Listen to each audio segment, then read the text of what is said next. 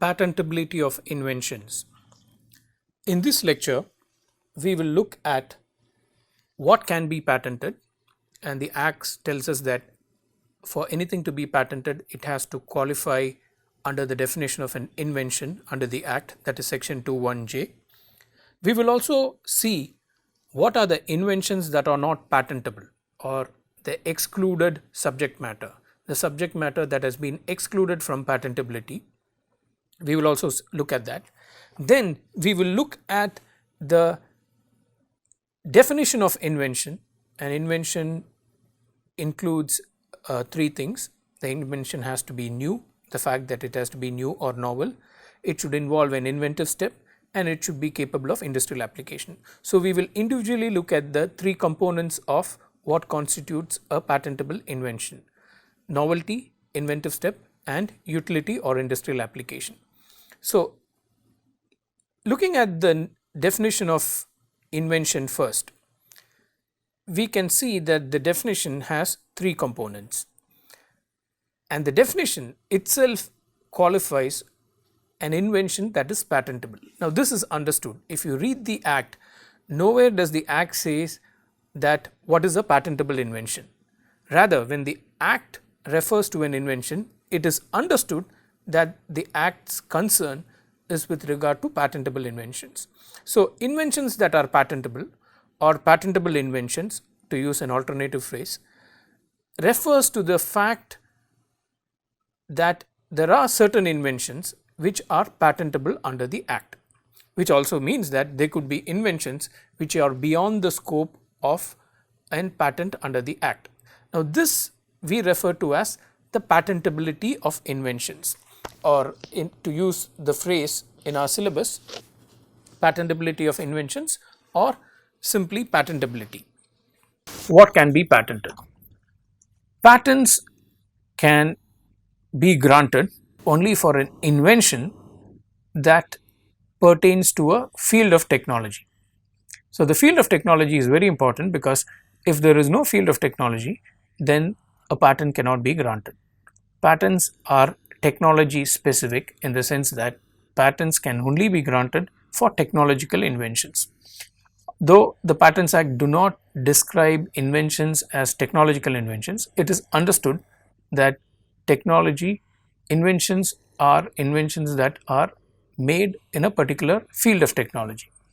In fact, the Patent Office is designed in a way in which they have group of examiners who have skills in a particular technology, analyzing and examining patent applications that come from different fields. The International Patent Classification, which is a code that is used for classifying patents, is again a technology based classification. So if you file a patent application in biotechnology, then it will be examined by a group of examiners, whereas if you file a patent application for a pharmaceutical drug, it would be examined by a different set of examiners. So patent law is technology specific, and you have not only experts within the patent office, but also the attorneys who draft these patents would also have some amount of domain knowledge pertaining to their particular field. So inventions under the Act can be granted for a new product or a process. The invention should involve an inventive step, and it should also be capable of industrial application. Now this is the definition of invention, which is mentioned in section 21J of the Patents Act. So from this we can understand three things. For anything to be an invention, the fact that something has to be new is referred to in patent law as the novelty requirement. Something has to be novel, or the novelty requirement. The invention should also involve an inventive step. Now we will explain inventive step in some detail soon. And the invention should be capable of industrial application. This is largely called the utility requirement. Inventive step is also called the non-obviousness requirement.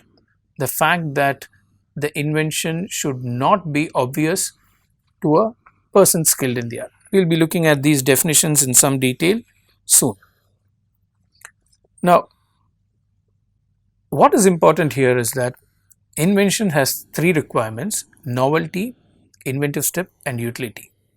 But for something to be an invention and for something to be captured as a patent, the product or the invention should manifest itself in the form of a product or a process. So that is why you have the new product or a process mentioned together.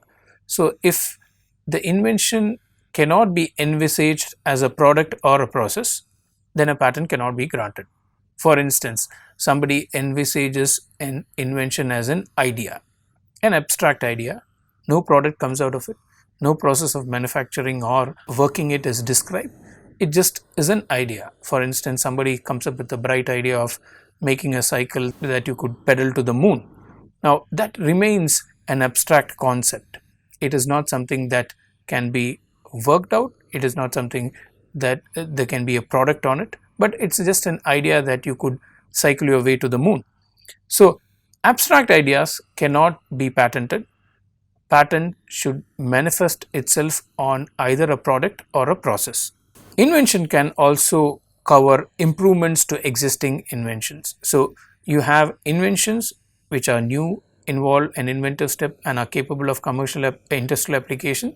The same yardstick can also be applied to improvements to existing inventions, provided those improvements are new, they involve an inventive step, and they are capable of industrial application. Patentability refers to the ability of an invention to be granted a patent.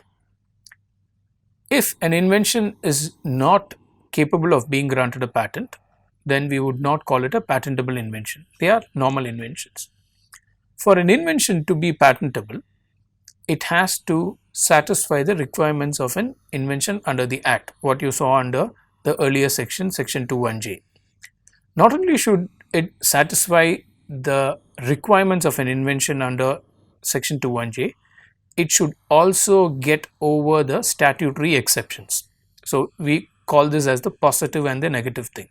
The positive thing is that it has to show that the invention is new or it involves novelty, it involves an inventive step, and it is capable of industrial application or utility. These are the positive things. So when you file an application for a patent, you have to show that these three things do exist.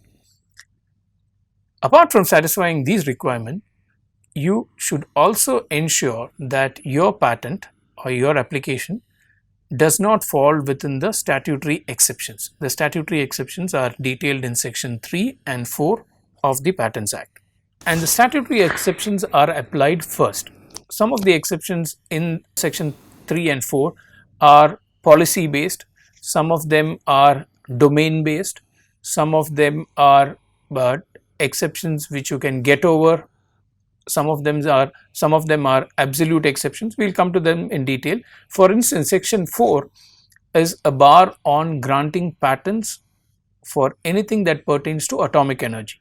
So the Indian law does not grant patents on things pertaining to atomic energy. So that's a blanket ban.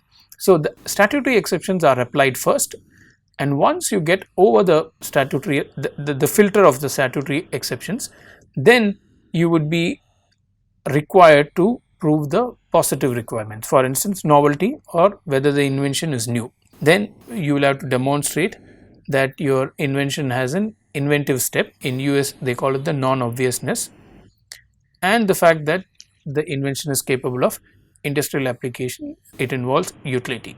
So the test of patentability involves getting over the statutory exceptions and proving the ingredients of inventions, that is novelty, inventive step, and utility.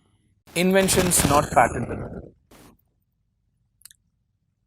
The Patents Act gives a list of inventions, or rather it gives a list of things that will not amount to an invention.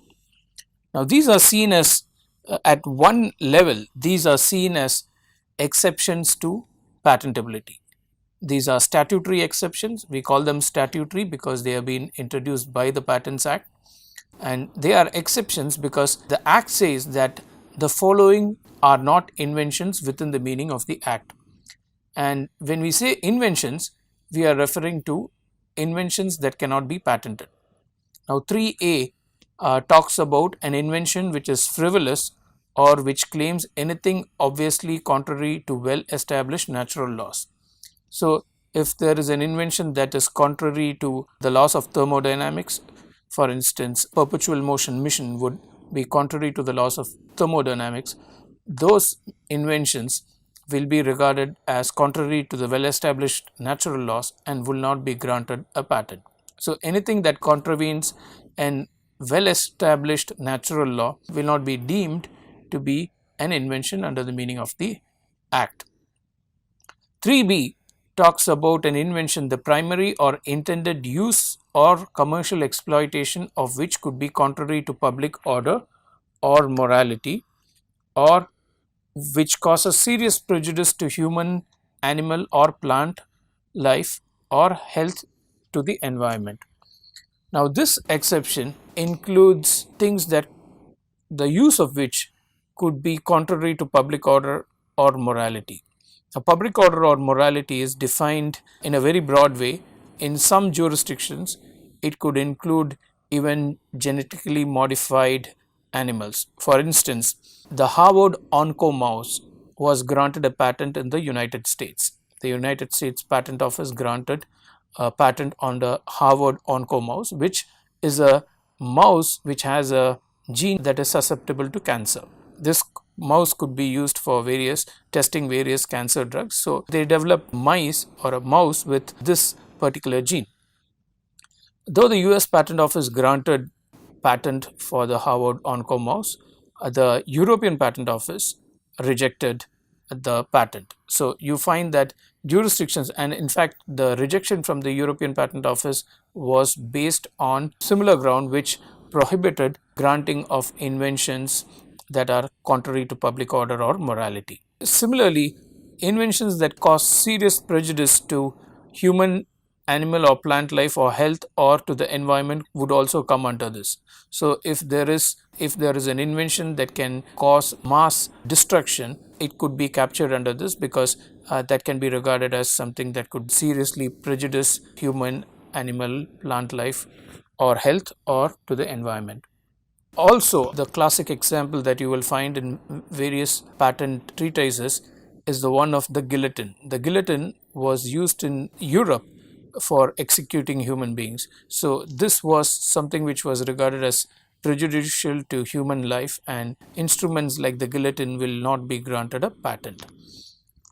3C talks about the mere discovery of a scientific principle or the formulation of an abstract theory, or discovery of any living thing or non-living substance occurring in nature. All discoveries are not patentable.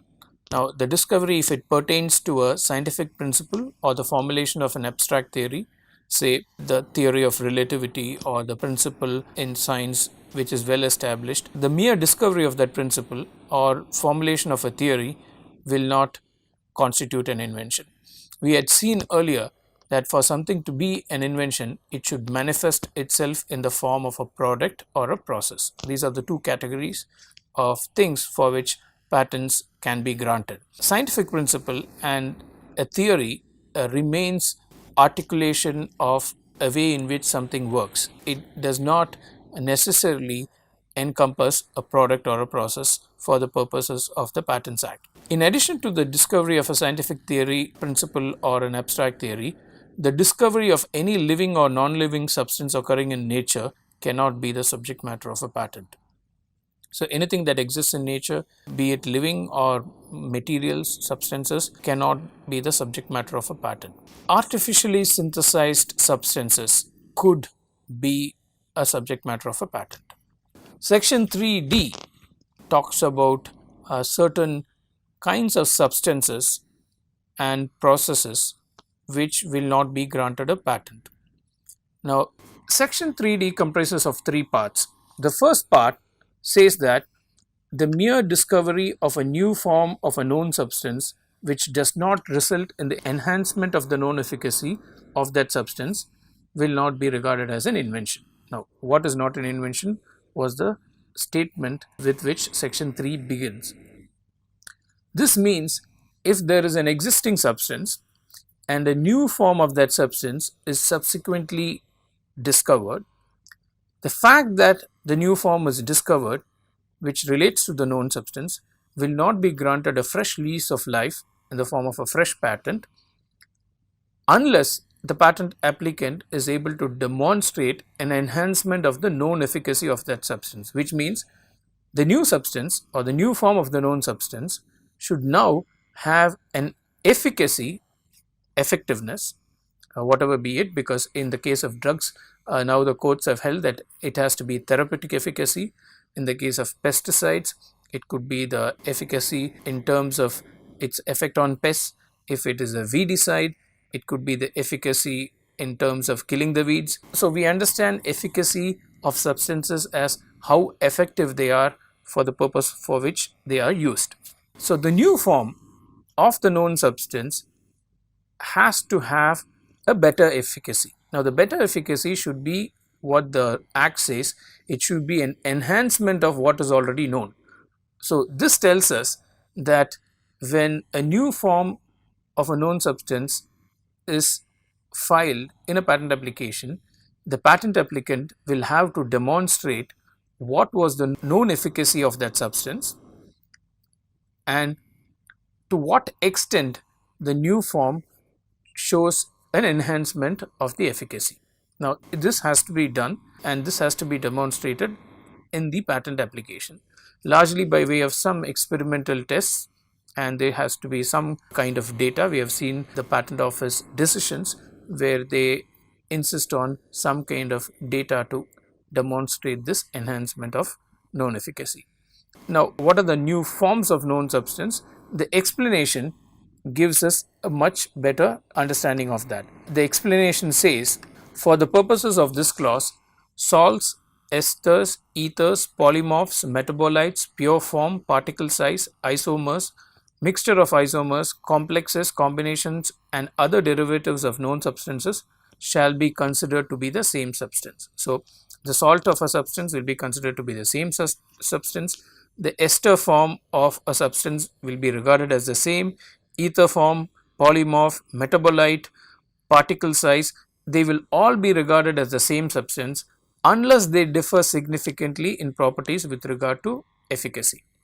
Now you can only claim a patent for a salt or an ester or an ether of something which is already known if you are able to demonstrate that the efficacy of the new form is significantly different. Now the language used in the explanation is they differ significantly in properties with regard to efficacy. So the significant difference has to be demonstrated by comparing the known efficacy.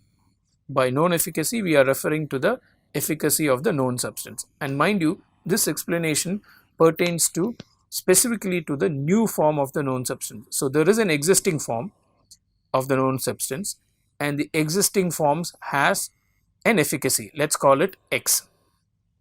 The new form of the known substance should have a different efficacy, let's say it is Y.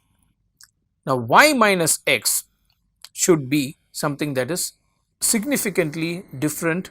The difference has to be significant. In some cases there have been proof of efficacy comes with quite a lot of intricate details.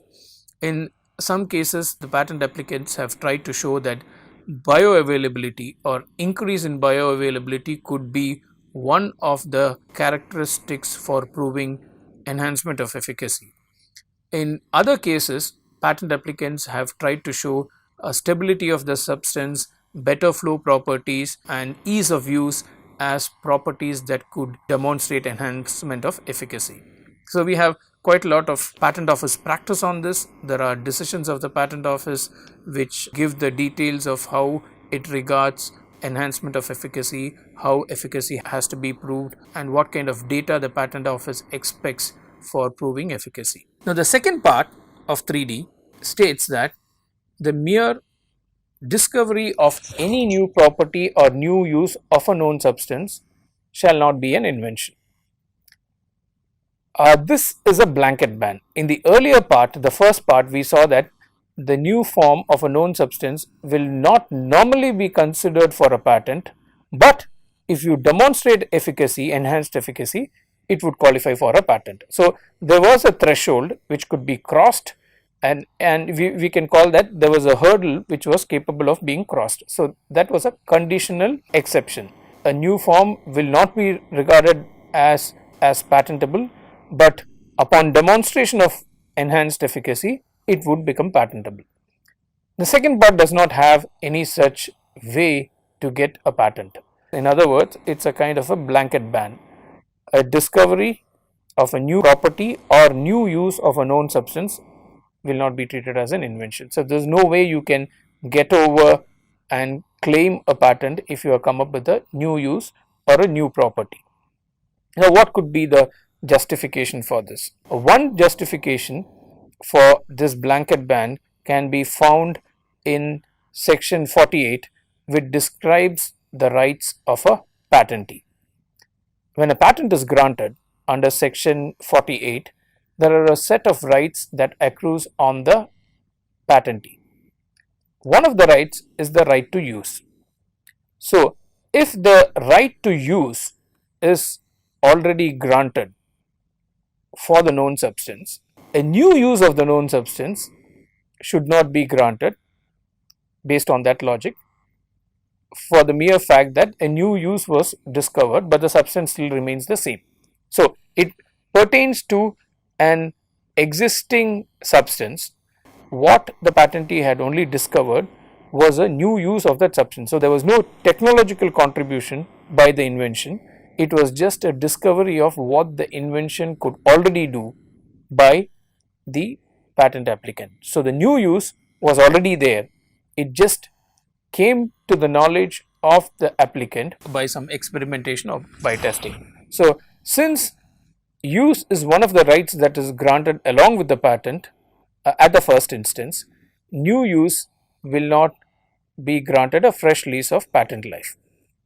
Similarly, new property also pertains to something which was inherent in the known substance. It was only discovered by the applicant. So, the discovery of something which is inherent, like a new use or a new property which does not contribute anything new to the substance itself, will not be regarded as an invention.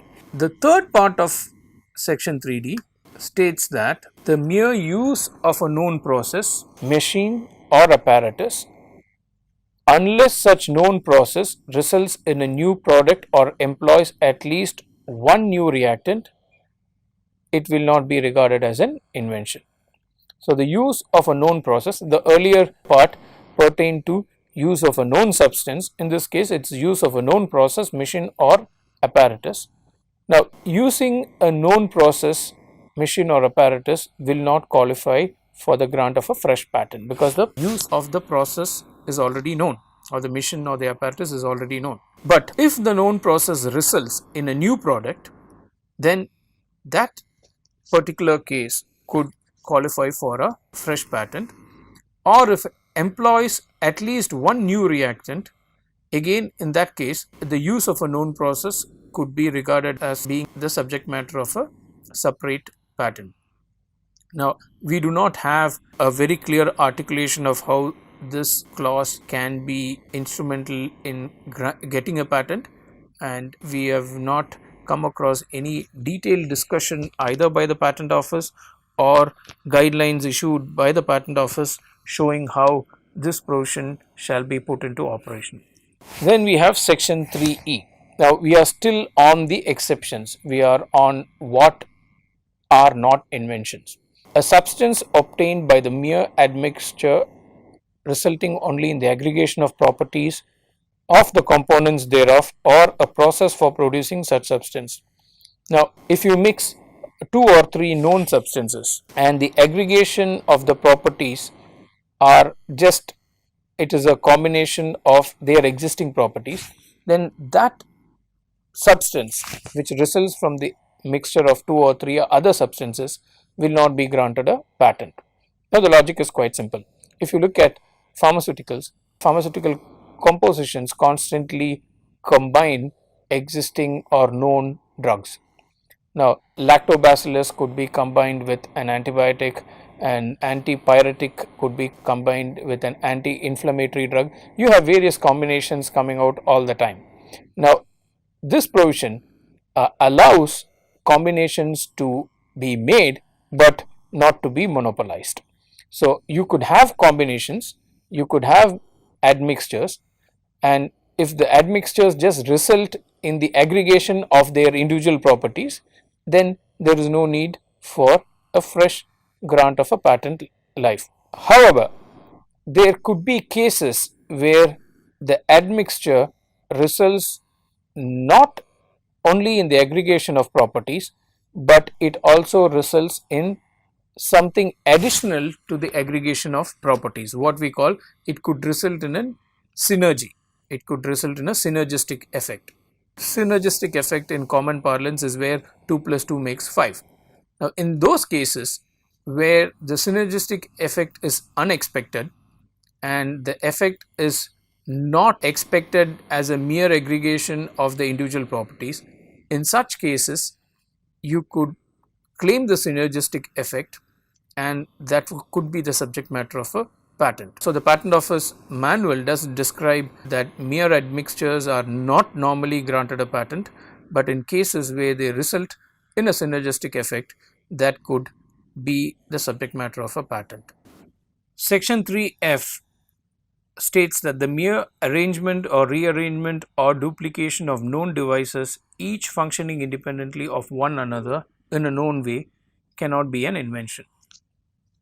Now, this is on expected lines, because the fact that few devices, mechanical or even other devices, that could be arranged or rearranged in such a way that they all function independently of one another in a known way, cannot be the subject matter of an invention.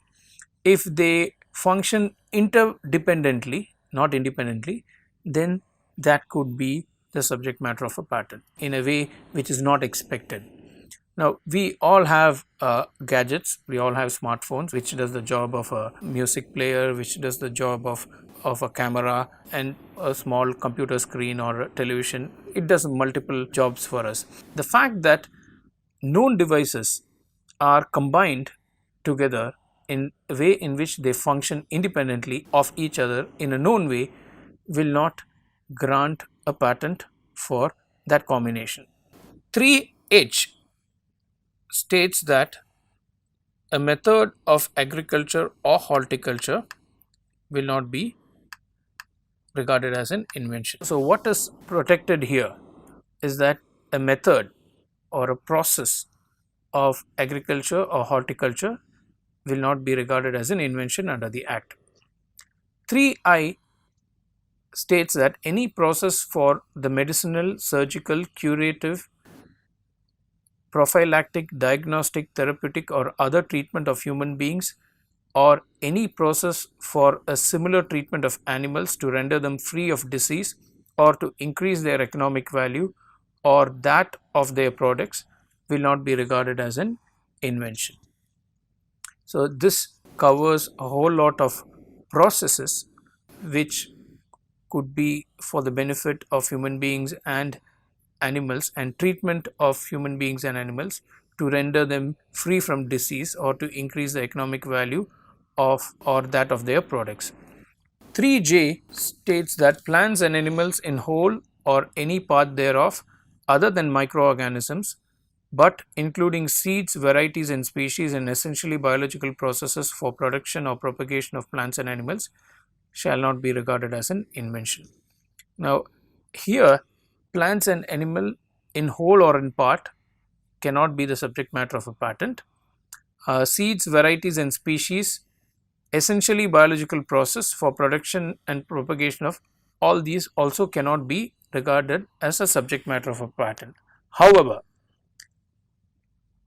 microorganisms are excluded. Now, this is where we get that from. So, plants and animals in whole or any part thereof are excluded other than microorganisms, which means microorganisms can be granted patents. And there is a decision of the Calcutta High Court in Dimenaco's case, which says that microorganisms can be subject matter of a patent application. 3K states that a mathematical method or a business method or a computer program per se or algorithms cannot be regarded as inventions under the Act. A mathematical method is outside the purview, and for the same reason algorithms are also outside the purview of a patent protection. Computer program per se, and this is with reference to software, a computer program per se is not patentable. There is some discussion on that.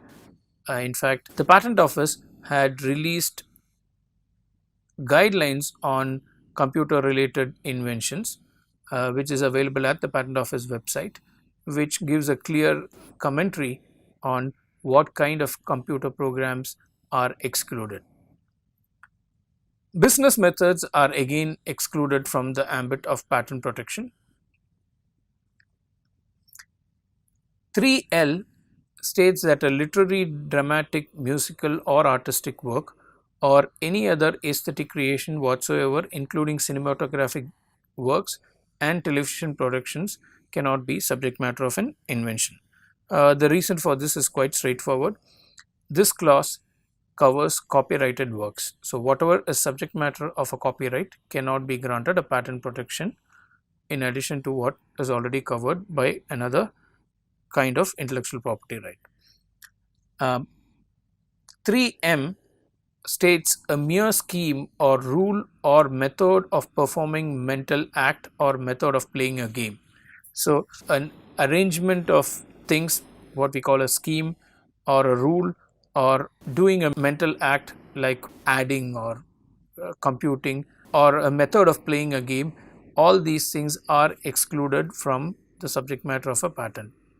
3N, a presentation of information, the way in which information is presented is again not patentable. Topography of integrated circuits again is not patentable. We have a separate act for that, for Semiconductor Chips Layout Act. And 3P, an invention which in effect is traditional knowledge or which is an aggregation or duplication of known properties of traditionally known components, cannot be the subject matter of an invention.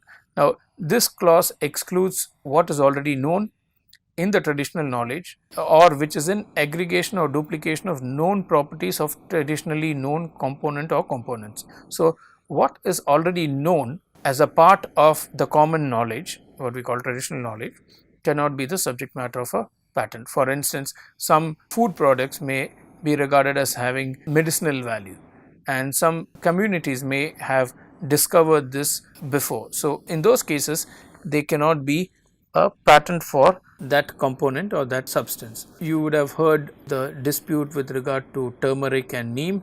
They largely come under this provision. What is already known in traditional knowledge cannot be patented. Now, if you look at all these exceptions in section 3, there are a host of them. You can see some pattern there.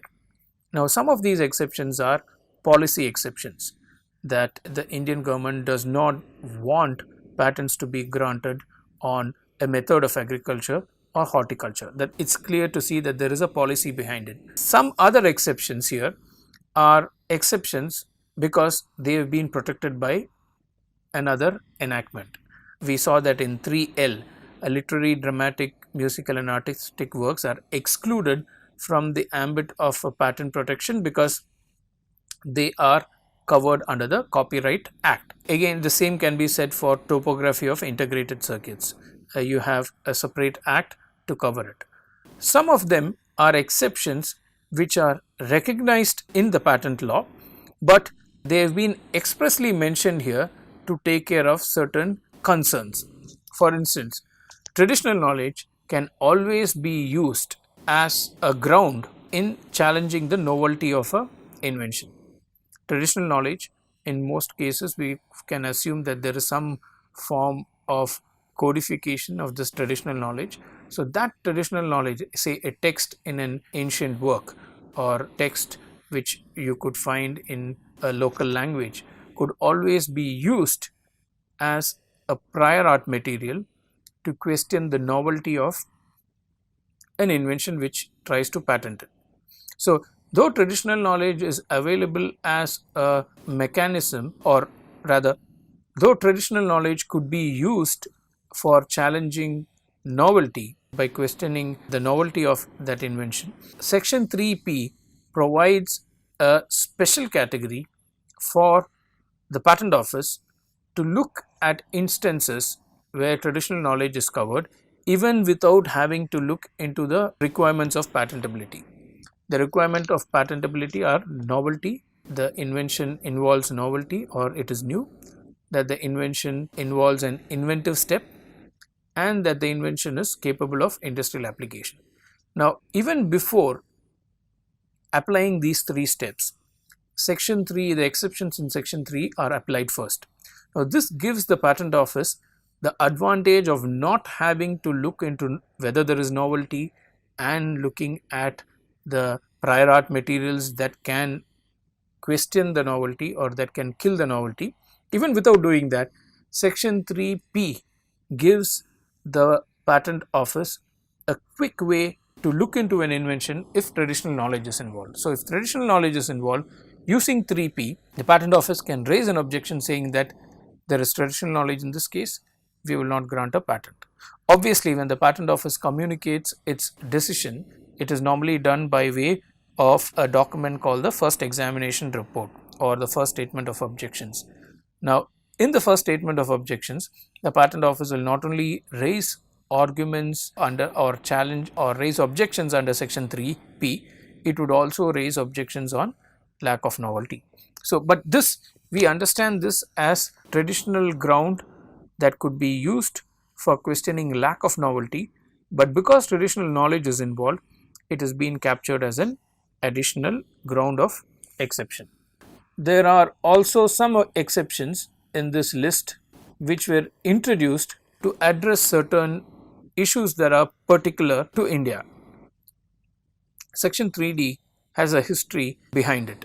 Section 3D was introduced in 2005, and before that India went through a transition period between 1995 to 2005. India had taken time as a part of enforcing its WTO obligations. Now, during this time, there were quite a lot of applications that came into India which pertain to product patents for pharmaceuticals. Before 1995, India did not grant product patents on pharmaceuticals. Post 1995 till 2005, India started accepting, more particularly from 1999 onwards, India started accepting applications for pharmaceutical products. Now, there was a fear that earlier substances that were invented before 1995 could now come in some form of the other with the request for a 20-year term for a fresh patent. Now, this concern is, in some cases you will find discussions on evergreening of pharmaceuticals. Evergreening is a term that is used which to denote that the monopoly over the drugs could be kept for a longer time just by ensuring that series of patents are filed cumulatively one after the other, so that the total protection offered by the series of patents are much longer than the normal 20-year period given to the invention had there been only one patent. Now, evergreening is something what the pharmaceutical companies call life cycle management, which is normally done in cases where products are involved and where products, the life of a product can be extended to maximize profits. 3D addresses this issue because 3D is a tool for the Patent Office to see that if there is a known substance involved and only a new form is now being claimed, now the 3D gives the Patent Office the liberty to check that invention if the invention actually demonstrate a better efficacy. If the better efficacy or the enhanced efficacy is not demonstrated, then by this fiction the Patent Office can regard the new form as something being similar to the known form. So, in effect, the Patent Office is not doing anything but just recognizing a new form without any new benefits or without any enhancement of efficacy. So, that is the objective behind the 3D, because 3D came and makes sense in a country which went through this transition in its law, where at one point it did not grant product patents for pharmaceuticals, and after a period of time it started granting product patents for pharmaceuticals. So there was this inherent danger. Substances that were discovered before could now be passed on as new substances by just tweaking their form. So that's the reason why the 3D came into being. Certain other objection or exceptions in section 3, like mere discovery of a scientific principle, formulation of an abstract theory, these are known. Even other jurisdictions have similar exceptions. This is to ensure that ideas or concepts are not patented. What should be patented should be a workable or an idea in working which results in a product or in a process or method of manufacturing or method of doing something. Apart from section 3, section 4 also includes some exceptions that cannot be patented. Section 4 states inventions relating to atomic energy cannot be patented. Now, section 4 clearly mentions that no patent shall be granted in respect of an invention relating to atomic energy falling within subsection 1 of section 20 of the Atomic Energy Act 1962. Under section 2(1)(l), new invention means any invention or technology. Now, the definition is important, is the fact that though novelty or the fact that newness is not defined under the Act, there is a definition of new invention under the Act.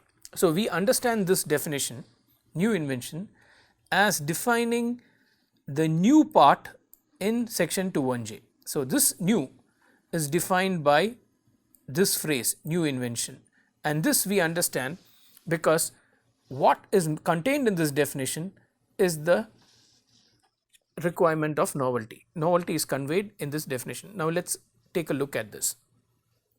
Means any invention or technology which has not been anticipated. Now, invention has to pertain to a technology, or it could also be an invention per se. Now, we understand invention to pertaining only to technology because in practice patent law has evolved only by granting patents for technology. There is no other field for which patents can be granted. So, if there is no technology or if there is no technical effect produced by an invention, we do not regard that as patentable. So, any invention or technology which has not been anticipated. Now, this is phrase that you need to understand, it is a word that you need to understand. Anticipation is discussed in detail in chapter 6 of the Patents Act, section 29 to 34. There, anticipation contains all the exceptions to anticipation. What are the instances that do not amount to anticipation? So, here we understand this statement as something, if an invention or technology has not been anticipated, then it is regarded as new. Now, anticipation can happen in multiple ways. Anticipation can happen by publication in any document or by use in a country or elsewhere before the date of in a country or elsewhere. No, so that gives us the standard of anticipation is a global standard, regardless of whether the invention was anticipated in a particular country. As long as it is anticipated in any part of the world, it could still affect the novelty of an invention. Meaning which, if you file a patent application in India, there could be a disclosure by publication in scientific journal in the United States, and even if you assume for a moment that particular journal is not available in India, still the standard of novelty, which is an absolute standard, which takes the novelty requirement is determined by looking at the prior art all over the world, still the invention would stand anticipated. Now, in a moment we will come to what we understand by anticipation. Now, here from this statement we can conclude that anticipation can be broadly by two ways. It can be by publication in a document or use in any country. So, these are the two ways in which an invention can be anticipated. Publication is easy to understand because publication of the invention discloses the invention to the world at large in a verifiable manner. So, that is the advantage of a publication. Publication would record the invention and it is verifiable.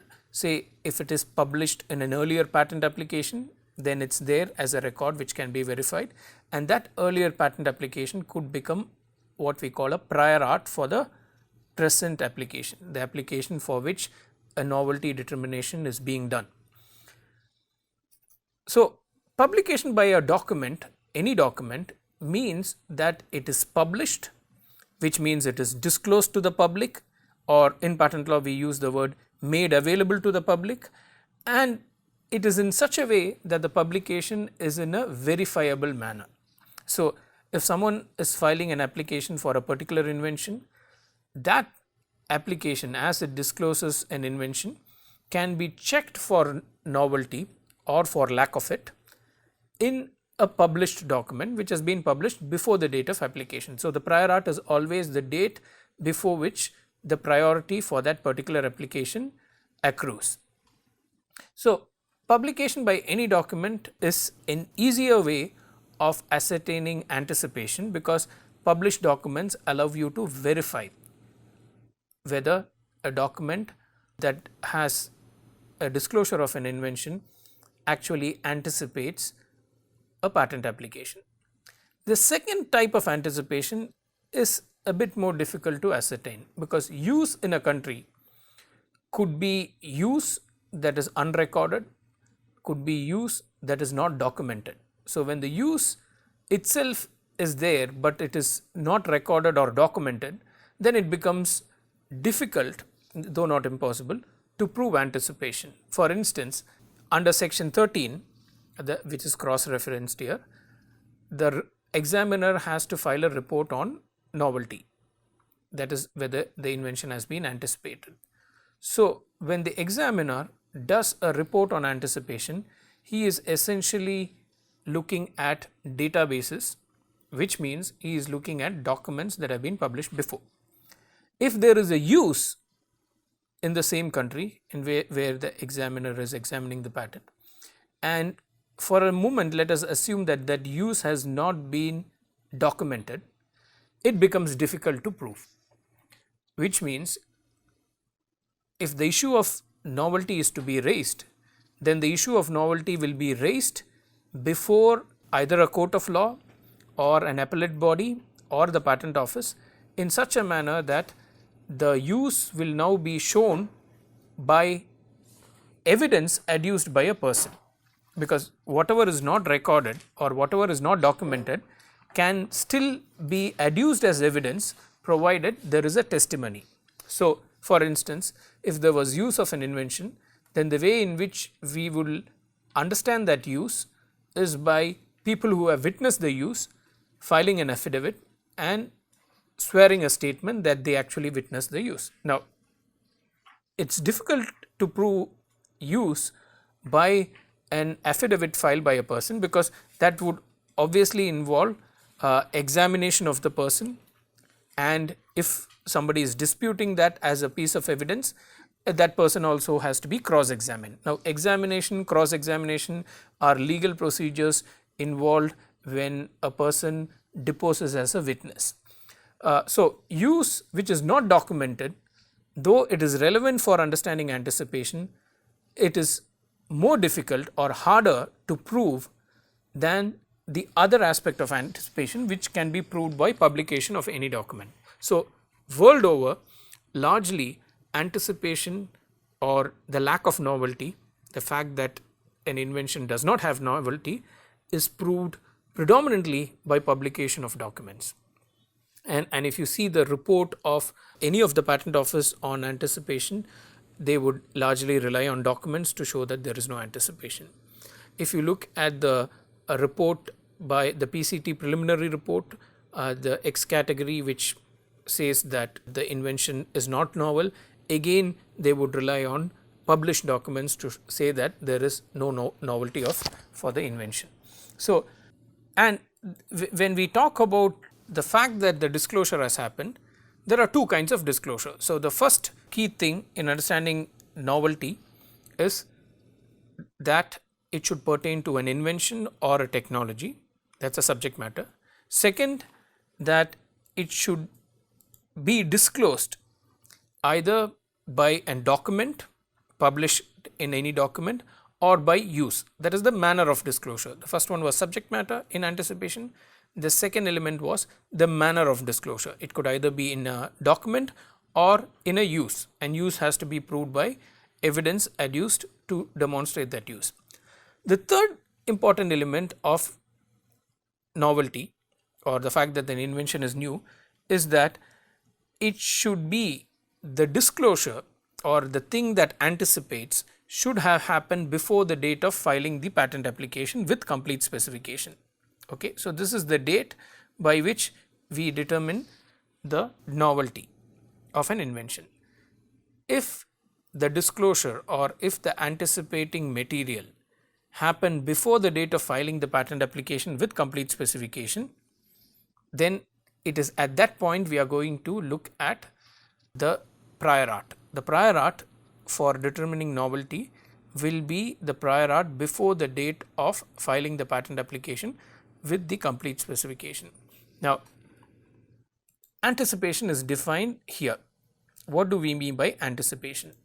By anticipation, we mean that the subject matter has not fallen in the public domain, or it does not form a part of the state of the art. Now, if it is fallen into the public domain and if it is not protected by secrecy, and secrecy is something which you will see that there are certain measures, even if it falls within the public domain, it will still be a protected disclosure because there was a breach of certain contractual obligations. So, if it is not protected by secrecy and if it falls into the public domain, we would say that the matter is anticipated, or it does not form a part of the state of the art. Now, if something does not form a part of the state of the art, then it is new. If the subject matter has not fallen into the public domain, then again it is new or it satisfies novelty. So, when we phrase it in the negative, if something has fallen into the public domain, then it lacks novelty, or if something forms a part of the state of the art, it again lacks novelty. So, anticipation is the key ingredient for determining novelty, and anticipation is done, the method by which it is done is either by looking at published documents or by looking at use in a particular country or the world at large. Now, we look at the second aspect or the second element of patentability, that an invention should involve an inventive step. Inventive step has been defined in section 2(1) JA. So, the requirements of inventive step would be twofold. First, the patent applicant will have to show that there is technical advance over existing knowledge or economic significance, or both. So, that is the first component. You either demonstrate technical advancement over the prior art or you show economic significance, either of things, or you show both. That is the first component, and that makes the invention, the feature in an invention that makes the invention not obvious to a person skilled in the art. This was the earlier definition, that the invention is not obvious to a person skilled in the art. Now, so how different is the inventive step from the novelty requirement? The novelty requirement, we had seen, involves a comparison of a document that has been published or a use with the claim of a patent application. So, it is a comparison. If the comparison matches in all the technical features, then the invention is said to have been anticipated, provided there are no secrecy provisions and the prior art document predates the date of filing of an application with the complete specification. We saw that in the definition. The definition of new invention did not mention anything about the person skilled in the art. There was no person or the entity who would be instrumental in the analysis was not there. Whereas the construction for a novelty analysis would be in from the perspective of a person skilled in the art, because all patents are addressed to a person skilled in the art. It's a hypothetical construct. But the person skilled in the art himself is not instrumental in determining novelty, because the definition of new invention simply does not mention anything about the person skilled in the art. Whereas in an inventive step analysis, the key ingredient is to see whether the invention was not obvious to a person skilled in the art. So, the person skilled in the art comes into the picture for an inventive step analysis, and the person skilled in the art is attributed various traits. For instance, a person skilled in the art is attributed to know every knowledge in that particular domain that has been published or that forms a part of the common general knowledge. He is attributed to it because he is in a hypothetical construct.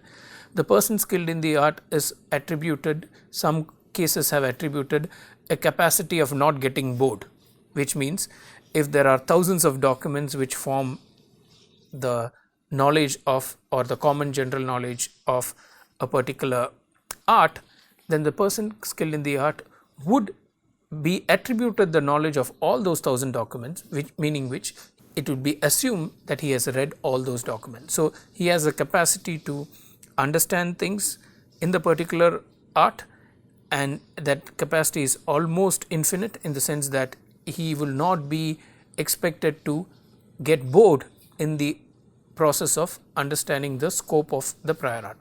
Now, what cuts the person skilled in the art and inventor who has come up with a patentable invention is that the person skilled in the art, though he had the entire knowledge pertaining to the art, he was not able to make that inventive leap or that inventive step. Now, the inventive step, there are various analysis which tells us what the inventive step is. We just understand an inventive step as a step from the prior art to the invention, which is a non-obvious step. A person in the art would not obviously take that step. It is non-obvious, which means not every person in the art who has the knowledge of the art would take that particular step. Now, there are yardsticks for determining what that step is. One yardstick, which is now a part of the definition, is technical advancement.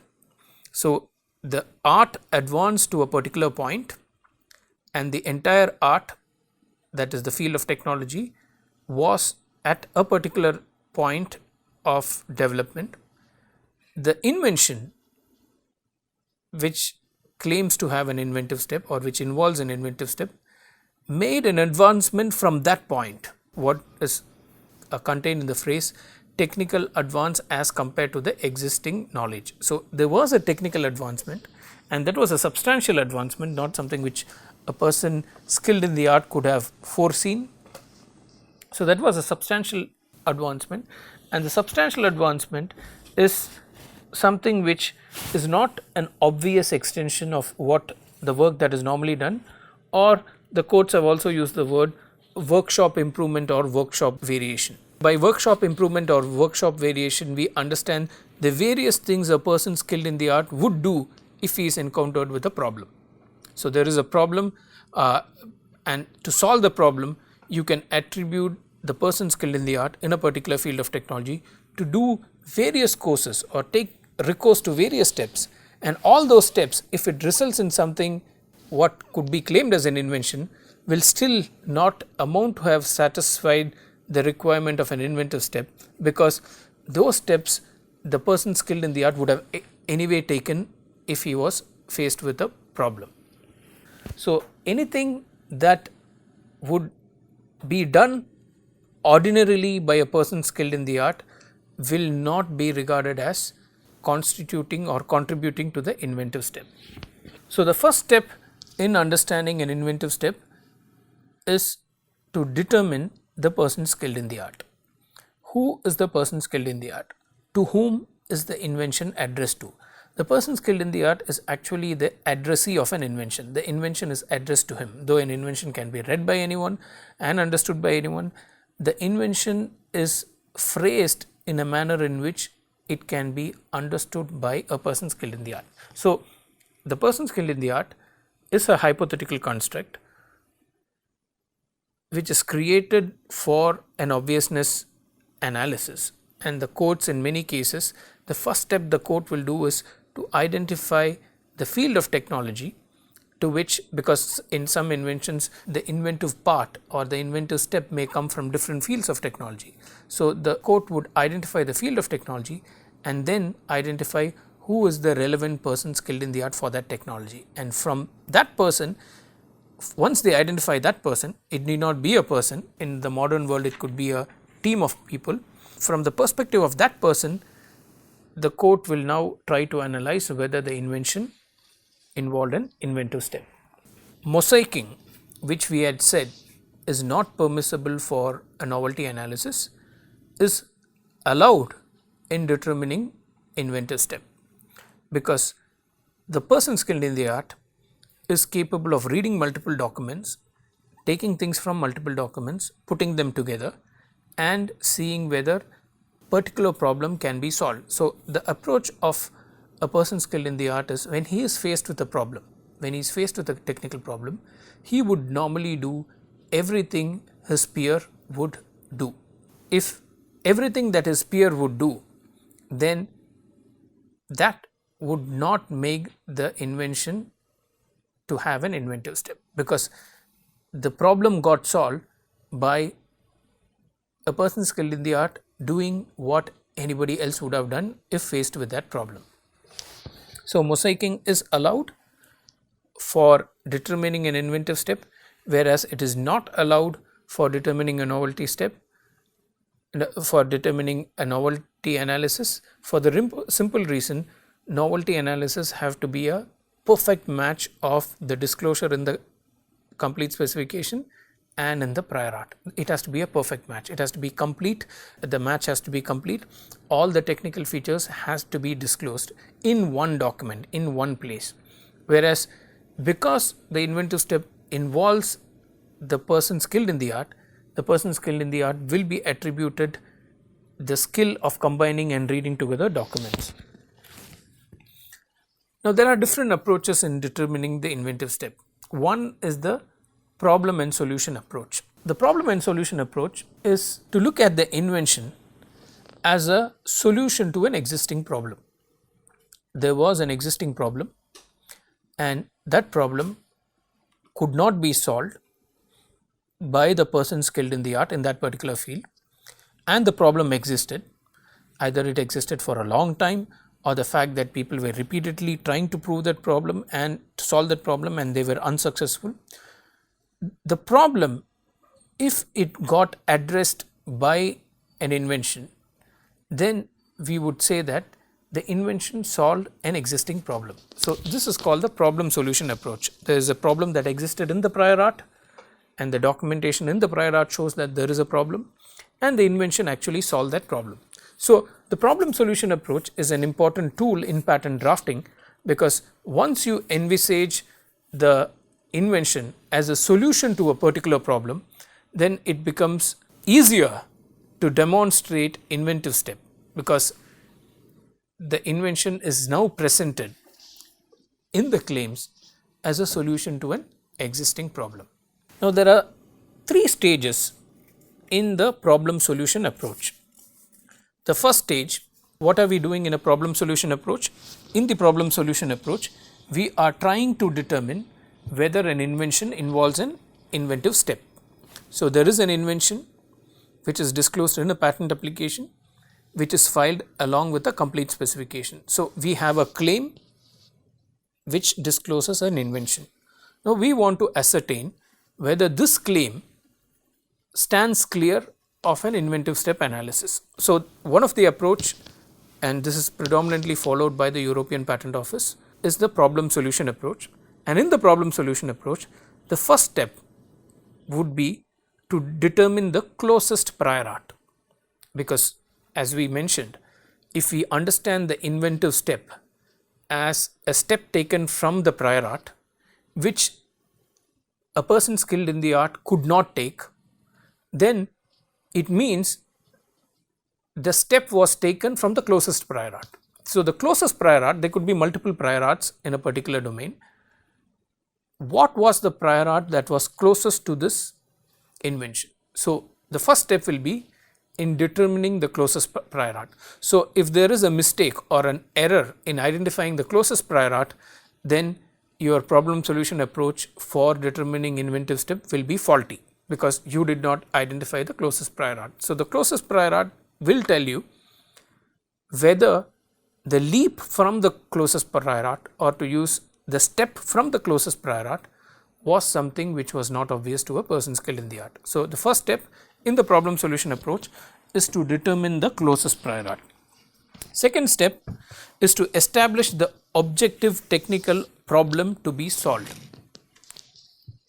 Now, we identify the closest prior art, and the second step is to establish the objective technical problem. Now, these are phrases which have come from the European courts.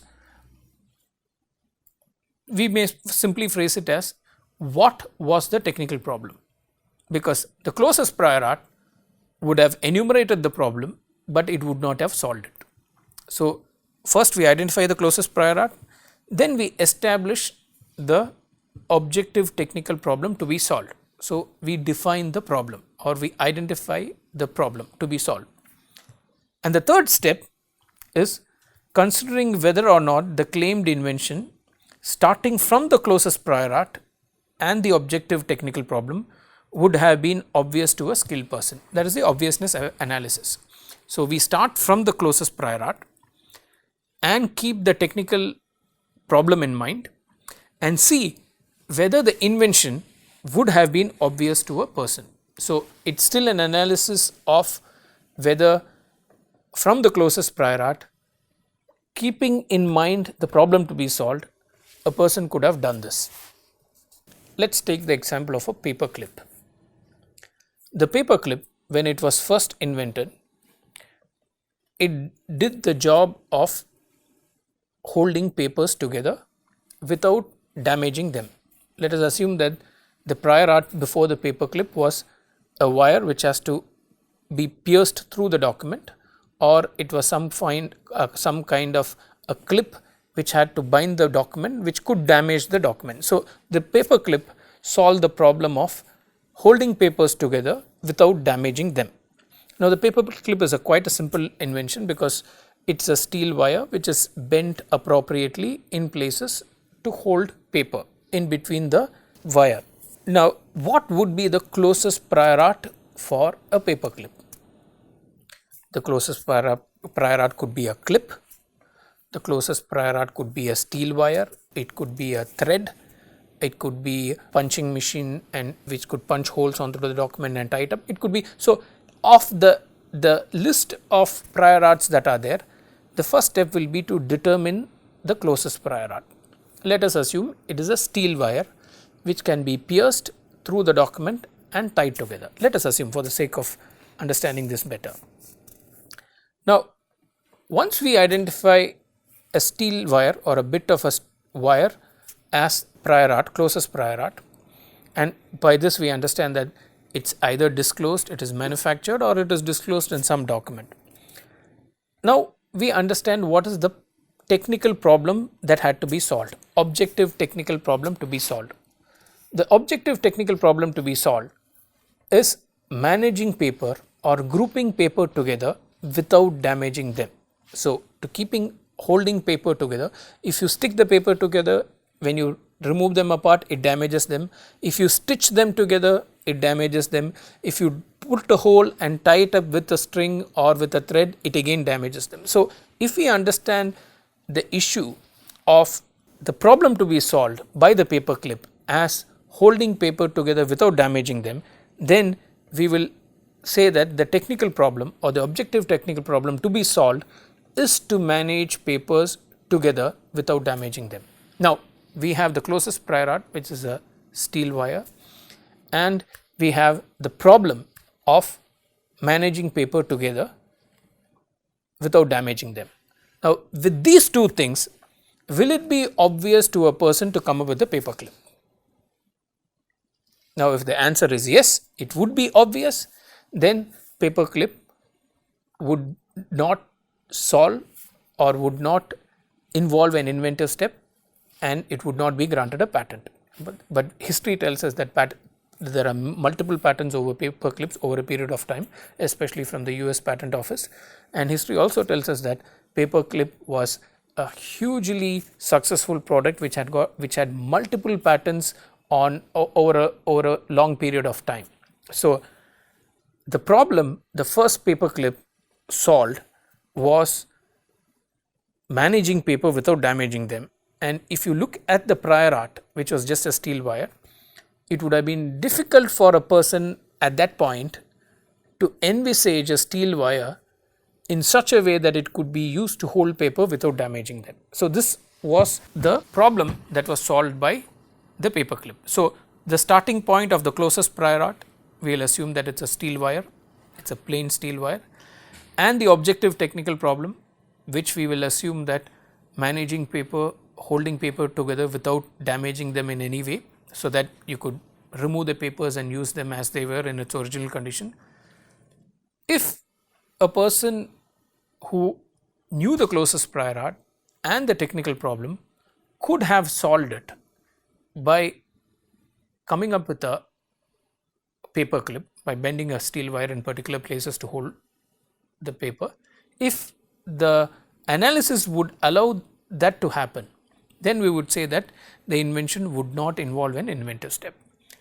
If on the other hand, if it can be ascertained that it would not have been obvious to a person who had a steel wire and papers to manage and this problem of damaging paper, then the invention would be non-obvious, or the invention would involve an inventive step. The third requirement for determining patentability is that the invention should be capable of industrial application. Capable of industrial application is defined under 2(1) AC. It states that in relation to an invention means that the invention is capable of being made or used in an industry. So, if it is capable of being made or used in an industry, it is understood that it is capable of industrial application. Now, the alternative word for capable of industrial application is utility, that the invention is useful. Usefulness is tied to industrial application. There is a reason for this, because the industry as we understand it is a place where things are mass produced. You can replicate things in a large number, and duplication of things in an industrial scale means there is an assembly line of production and things can be duplicated in great number. Intellectual property rights, especially when we talk about patents are granted for things that you can repeat in big numbers. So, if an invention is patented and a patent is granted, it is granted with the promise that you have disclosed something which will be useful. So, the usefulness can be demonstrated when a person is able to create large numbers of it in an industrial setup, or he is able to use it in an industry, again for mass production. So, the mass production is something which is tied to intellectual property rights in general and more specifically to patent law. Patents were granted with the promise that what was patented could be repeated in the same manner by creating multiple copies of it. So, the utility requirement, which is also regarded as the invention should be capable of industrial application, requires the invention to be useful in producing mass copies of the same. Now, the capable of industrial application could also bring in an element that an invention, when it is patented, need not be immediately capable of industrial application. It could also be that a person who has filed a patent could make a working model or could make a working version of his invention sometime in the future. So patents are also filed for, there is a prospect theory which says that patents can also cover prospects even before the prospect actually ends up in a working version.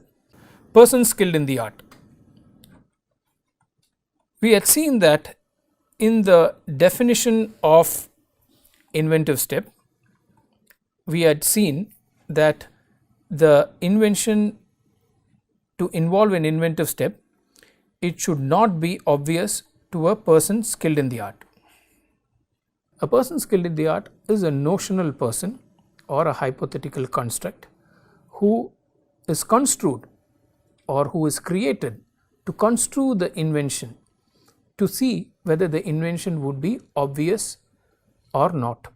So, it is the standard by which the inventiveness of an invention is ascertained.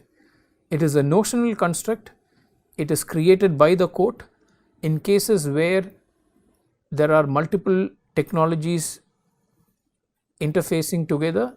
Then the person skilled in the art will be a person who is attributed with all the knowledge in that particular domains. A person skilled in the art need not be a person, it could be a group of persons, and in modern times we understand a person skilled in the art as a person who is attributable with the knowledge of the invention and all the fields of technology that converged to form an invention.